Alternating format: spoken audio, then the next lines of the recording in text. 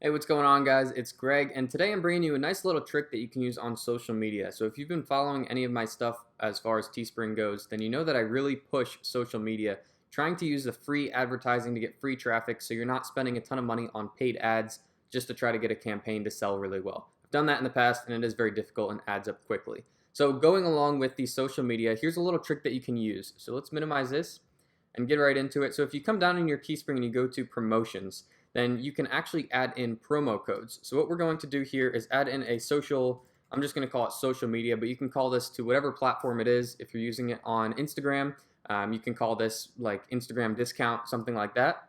So it's actually going to cut me off right here. So social MED, that's what we're going to use here. Now you can do discount or free shipping. I recommend you do discount. We'll do an amount of $1 and then never expire. And then just hit add discount, and you'll see that that pops up right at the bottom. And now you have a code, you have a link that you can send people down, and when they start looking at shirts, they will get a discount. And Teespring does this big pop-up that shows you're going to get a discount because you use this link. So how do we use this now? So right up here we have a copy paste.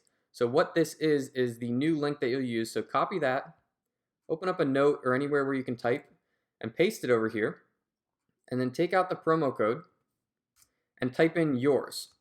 So we'll do social MED is what we just used. Now copy that whole thing and come over to bit.ly, which is a link shortener. It's bit.ly.com, but I think you can also get to it by bit.ly. And then just paste your link in here, and it'll shorten it. And then this is your new link. So this is a small link that you will be posting in your social media bio. But if you sign up for a free account on bit.ly, I do have one, I just didn't want to log in and show all of my links, then you can actually customize what the link looks like. So what we're going to do is copy this link, and now this is what we're going to paste in our social media bio. So for example, on this page, this is a customized one. It's bit.ly and then / the name of the company.